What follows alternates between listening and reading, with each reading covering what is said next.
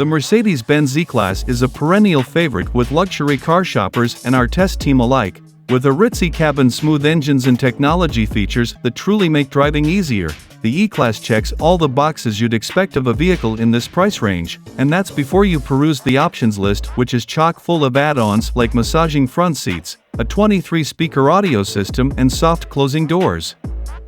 Mercedes gave the E-Class a significant update just a couple years ago, and a next-generation E-Class seems likely for the 2024 model year. As such, we don't expect the E-Class to change much for 2023. For the 2023 model year, the only change to the Mercedes Benz E-Class line is a slight bump in standard content, as non-Manufaktur metallic paint options are now included in the base price. We recommend the sedan body style and advocate for the E450 trim with its potent 6-cylinder powertrain and standard 4MATIC all-wheel drive system.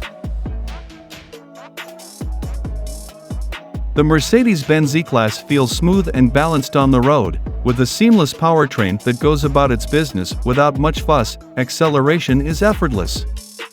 We recorded a 0 to 60 miles per hour sprint of 4.9 seconds, which puts it near the top of the class. The all-wheel drive system does a great job of putting power to the pavement and making the E-Class feel sporty when you select the Sport Drive mode. The steering doesn't provide much in the way of feedback, but it's quick and light, making it easy to maneuver in parking lots or on tight city streets. In corners, the E-Class feels composed without being stiff. Our biggest complaint is braking performance. While the brakes are smooth, our testing showed that the E-Class posted some of the longest panic 60 miles per hour braking figures we've seen on a luxury car in a while. The E450 sedan we tested gets an EPA-estimated 25 miles per gallon combined, which is more fuel efficient than the previous model's turbocharged V6. It's also just as efficient as an E350 equipped with a fork-islander engine and all-wheel drive, so you get both more power and better fuel economy. We managed 27.1 miles per gallon on our mixed driving evaluation route, which indicates the fuel economy estimates should be accurate. The refreshed E-Class interior is basically the same as what came out in 2017, with a few small updates. It uses Mercedes MBUX infotainment system, so you get a touchpad on the center console to control the system. If you prefer a touchscreen, that's an option too. Most physical buttons are easy to see and understand. The biggest issue is the new steering wheel. It ditched hard buttons for capacitive touch ones, and unfortunately, it's not as intuitive as before. Dialing in a good driving position is easy thanks to the adjustability of the seat and steering wheel. All the controls and gauges are easy to see and reach.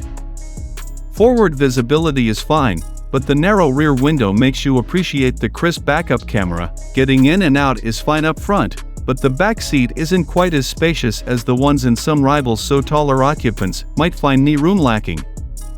With the addition of Mercedes MBUX infotainment system, the E-Class rises to the top of the class in terms of overall tech. The new infotainment is a marked improvement over the old system thanks to a robust list of features, easy-to-operate controls and excellent device integration thanks to Apple CarPlay, Android Auto, and a smartphone app, as well as some genuinely useful voice controls.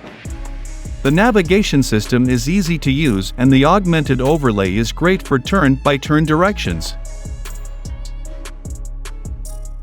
At 13.1 cubic feet, the E-Class trunk is on the small side for the class, especially compared to the cavernous BMW 5 Series. That said, the space itself is wide and tall, so it's easy to actually fit items inside. The folding rear seats, which are split into 40/20/24 sections, small item storage up front is much better. Many luxury cars skip on storage, but the E-Class does fairly well thanks to a decent-sized center console, door pockets and glove box. The wireless charging pad means there's always a place for your phone.